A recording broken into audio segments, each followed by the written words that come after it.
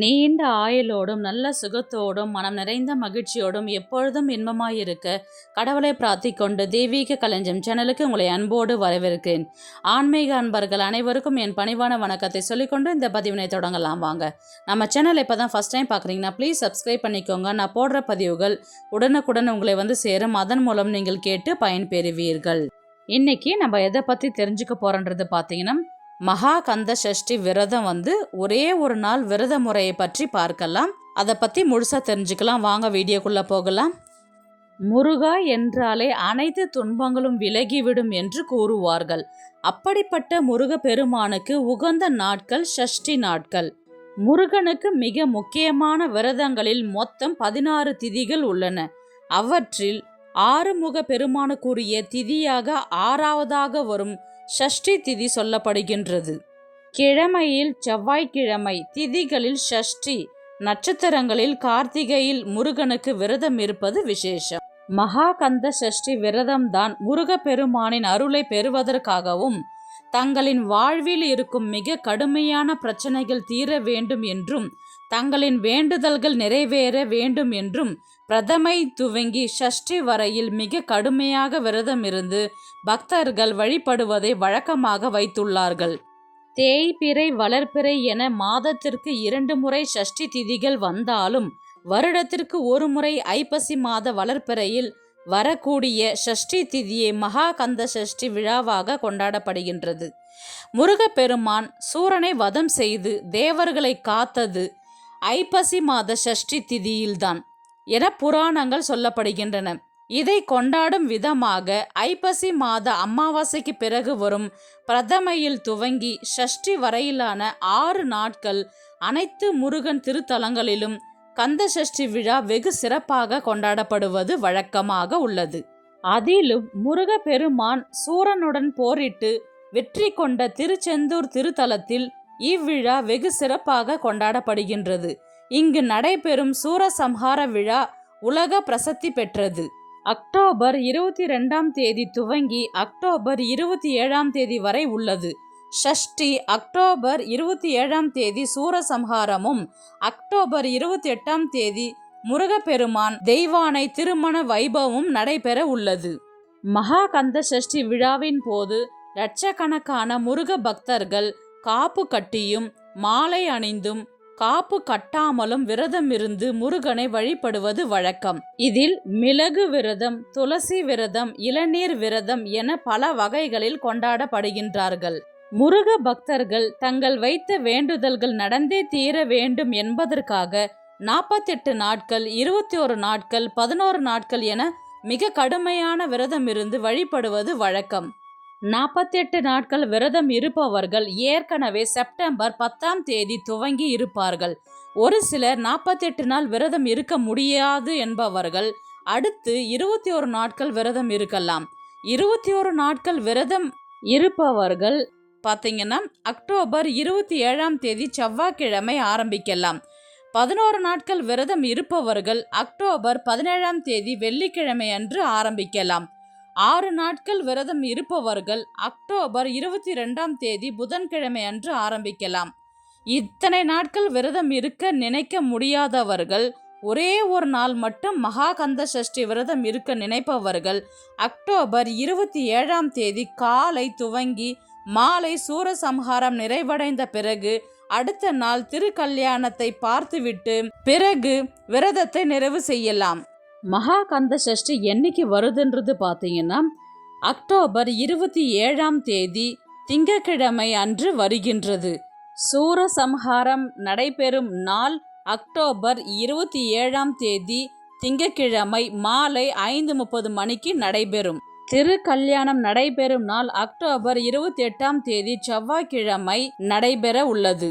சூரசம்ஹாரம் நடைபெறும் நேரம் பார்த்தீங்கன்னா அக்டோபர் 27ஆம் தேதி திங்கட்கிழமை மாலை 5:30 மணிக்கு மேல் சூரசம்ஹாரம் நடைபெற்று 7 மணிக்குள் முடியும். இது பார்த்தீங்கன்னா நேரடியாக நீங்கள் டிவிலையும் பார்க்கலாம், அல்லது நேரடியாக திருச்செந்தூருக்கு போயிட்டு அங்கேயும் நீங்கள் சுவாமி தரிசனம் பார்த்துட்டு அந்த இடத்துல கூட நீங்கள் விரதத்தை நிறைவு செய்து கொள்ளலாம், அல்லது சுவாமி தரிசனம் மட்டும் பண்ணுறதா இருந்தாலும் பண்ணிட்டு வரலாம். விரதம் இருப்பவர்கள் எத்தனை நாட்கள் வேண்டும் என்றாலும் விரதம் இருக்கலாம். ஒருவேளை உபவாசமாக இருந்து விரதம் இருக்கலாம். அப்படி முடியாதவர்கள் எளிமையான சைவ உணவுகளாக எடுத்துக்கொண்டு விரதம் இருக்கலாம். சூர சம்ஹாரம் நடைபெறும் நாள் அன்று மட்டும் முழு நாளும் விரதம் இருந்து முருகப்பெருமானை நினைத்து விரதம் இருந்தால் நிச்சயம் உங்களுடைய வேண்டுதல்கள் நிறைவேறும். மகாகந்த சஷ்டி விரதத்தில் நிறைய விரதங்கள் இருக்குது. நம்ம எந்த விரதத்தை தேர்ந்தெடுப்பது என்று பார்க்கலாம்.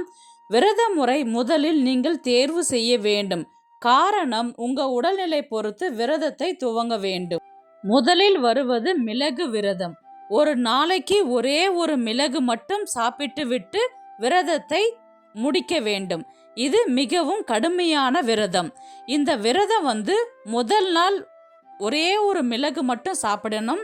இரண்டாவது நாள் 2 மிளகு, மூன்றாவது நாள் 3 மிளகு என 7 நாட்கள் இந்த மிளகு சாப்பிட்டு விட்டு விரதத்தை முடிக்க வேண்டும். மிளகு விரதம் இருக்கும் பொழுது நிறைய தண்ணீர் குடிக்கணும். ஏன்னா நம்ம எதுவுமே சாப்பிடாத வெறும் மிளகு மட்டும்தான் எடுத்துக்கிறோம். அதனால மயக்கம் வரத்துக்கு நிறைய சான்சஸ் இருக்குது. அதனால டீஹைட்ரேஷன் ஆகும் பாடி. அதனால நிறைய தண்ணி குடிச்சிக்கிட்டே இருக்கணும். அதாவது முருகன் திருக்கல்யாணம் அன்று மிளகு விரதம் சாப்பிட்டு விட்டு விரதத்தை நிறைவு செய்ய வேண்டும். இது ஒரு விரத முறை. இரண்டாவது விரதம் இளநீர் விரதம். ஒரு நாளைக்கு ஒரே ஒரு இளநீர் மட்டும் குடிச்சிட்டு விரதத்தை முடிப்பாங்க. வேற எதுவுமே சாப்பிட மாட்டாங்க. பால் பழங்கள் எதுவுமே எடுத்துக்க மாட்டாங்க. வெறும் இளநீர் மட்டும்தான் குடிப்பாங்க. மாலை நேரத்தில் இளநீரை குடித்து விட்டு அன்றைய நாள் விரதத்தை நிறைவு செய்வார்கள். இது இரண்டாவது விரத முறை. மூன்றாவது விரத முறை பார்த்தீங்கன்னா துளசி விரதம். அதாவது ஒரு நாளைக்கு துளசி பானகம் மட்டும் குடிச்சிட்டு அன்றைய நாள் விரதத்தை முடிப்பாங்க. இது மூன்றாவது விரத முறை. நான்காவது விரத முறை பார்த்தீங்கன்னா 3 வேளையுமே மிகவும் எளிமையான உணவை எடுத்துக்கொள்வார்கள். உதாரணமாக தயிர் சாதம், பால் சாதம், கஞ்சி, உப்பு இல்லாமல் சாப்பிடுவாங்க. இது டேஸ்ட்டுக்காக சாப்பிட்றது கிடையாது. முருகனுக்காக தன்னை வருத்திக்கிட்டு உப்பு இல்லாத சாப்பாடு எடுத்துக்கிட்டு விரதத்தை நிறைவு செய்து கொள்வார்கள். இது ஒரு விரத முறை. அடுத்த விரதம் பார்த்தீங்கன்னா ஒரு சிலர் 2 வேளை மட்டும் உணவு எடுத்துக்கொண்டு ஒரு வேளை தவிர்ப்பாங்க. இது ஒரு விரத முறை. அடுத்த விரத முறை பார்த்தீங்கன்னா ஒரு சிலர் காலையும் மாலையும் 48 நாட்களுமே உணவு எடுத்துக்குவாங்க. ஆனால் நான்வெஜ் எதுவும் எடுத்துக்க மாட்டாங்க. இது ஒரு வகை விரதம். அடுத்த விரத முறை பார்த்தீங்கன்னா பால் மற்றும் பழங்களை மட்டுமே சாப்பிட்டுட்டு அன்னைக்கு விரதத்தை நிறைவு செய்வாங்க. முருகனுக்கு காலை நேரத்தில் சமர்ப்பித்த பால் மற்றும் பழங்களில் அபிஷேகம் செஞ்சதுக்கப்புறம் அந்த பாலும் பழங்களும் மட்டும் மாலை நேரத்தில் உணவாக எடுத்துக்கிட்டு விரதத்தை முடிப்பாங்க. இது ஒரு வகையான விரதம். ஒரு சிலர் பார்த்தீங்கன்னா ஒரு வேளை மட்டும் சைவ உணவு எடுத்துக்குவாங்க. காலை நேரத்தில் பூஜை செய்துட்டு மாலை நேரத்தில் விரதத்தை முடிப்பார்கள். இது ஒரு விரத முறை. ஒரு சிலர் 3 வேளையுமே பழங்களை மட்டுமே எடுத்துக்கிட்டு அவங்க விரதத்தை நிறைவு செய்வாங்க மாலை நேரத்தில். விரத முறையில் 9 விரத முறை சொல்லியிருக்கிறேன். உங்கள் உடல்நிலை பொறுத்து எது உங்களுக்கு சௌகரியமாக இருக்குதோ அந்த விரதத்தை நீங்கள் தேர்வு செய்து கொள்ளலாம். விரதம் இருப்பவர்கள் அதிகாலை பிரம்ம முகூர்த்த நேரத்தில் 4:30 மணிலிருந்து 6 மணிக்குள் விரதத்தை தொடங்க வேண்டும். கோவில் அல்லது வீட்டிலே கூட நீங்கள் விரதத்தை தொடங்க ஆரம்பிக்கலாம். உங்களுடைய கோரிக்கை என்ன இருக்குதோ அந்த கோரிக்கை முன் வைத்து விரதத்தை தொடங்க வேண்டும். பூஜை முறை பார்க்கலாம். விரதத்திற்கு முந்தைய நாள் வீட்டில் இருக்கிற பூஜை பாத்திரங்க வீட்டெல்லாம் சுத்தம் பண்ணிடுங்க. அடுத்த நாள் பார்த்தீங்கன்னா பூஜை அறையை சுத்தம் பண்ணிட்டு பூக்கள் எல்லாம் வாசனை மலர்களை சாற்றி முருகன் சிலை இருந்தால் அல்லது வேல் இருந்தால் தினமும் அபிஷேகம் செய்யலாம். ஒற்றைப்படையில் அபிஷேகம் செய்து தீபதூப ஆராதனைகள் செய்து வழிபடலாம். சிலை இல்லாதவர்கள் முருகன் படம் இருந்தால் ஒரு மனைப்பலகையில் ஒரு துணியை விரித்து மஞ்சள் குங்குமம் வைத்து ஆவாகனம் செய்ய வேண்டும். பிறகு செவ்வரளி, செம்பருத்தி, மல்லி, முல்லை, வில்வம் கொண்டு அர்ச்சனை செய்யலாம். தினமும் காலை அல்லது மாலை வெற்றிலை தீபம் தினமும் ஏற்றுவது நல்லது.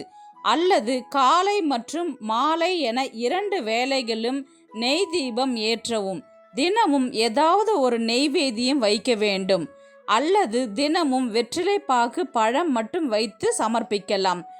நீங்கள் எத்தனை நாட்கள் விரதம் இருக்க நினைக்கின்றீர்களோ அத்தனை நாளைக்கும் அசைவம் சாப்பிடக்கூடாது.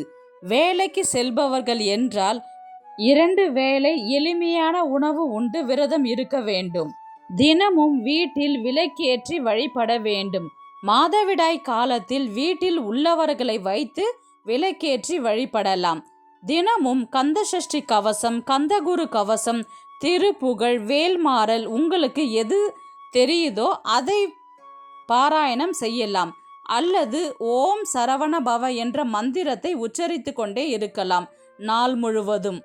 யார் விரதம் இருக்கக்கூடாது என்று பார்த்தால், கர்ப்பிணிகள், பால் ஊட்டும் தாய்மார்கள் விரதம் இருக்க அவசியம் இல்லை. விரதம் இருப்பவர்கள் சூரசம்ஹாரம் முடிந்த பின் குளித்துவிட்டு மாலை நேர பூஜை செய்து அன்றைய நாள் விரதம் முடிக்க வேண்டும். மறுநாள் திரு கல்யாணத்தை பார்த்த பின்பு விரதத்தை நிறைவு செய்யலாம். விரதம் முடிந்த பிறகு கையில் கட்டியிருக்கும் காப்பு கயிறை கழற்றி கால் படாத இடத்தில் போட்டுவிடலாம். சுக்குக்கு மிஞ்சிய மருந்தும் இல்லை, சுப்பிரமணிய சுவாமிக்கு மிஞ்சிய கடவுளும் இல்லை என்பார்கள். மகா கந்த சஷ்டியில் விரதம் இருந்து முருகப்பெருமானை வழிபட்டால் நம் வாழ்க்கையில் எவ்வளவு துன்பங்கள் இருந்தாலும் அவைகள் யாவும் நொடியில் நீங்கும் என்பது நம்பிக்கை. இந்த வீடியோ உங்களுக்கு பிடிச்சிருக்கும் நான் நினைக்கிறேன். இது போன்ற ஆன்மீக தகவல்களுக்கு நம்முடைய தெய்வீக களஞ்சியம் சேனலை சப்ஸ்கிரைப் பண்ணிக்கோங்க. நெக்ஸ்ட் ஒரு நல்ல பதிவில் சந்திக்கலாம். உங்களிடமிருந்து விடைபெறுவது உங்கள் புனிதவதி.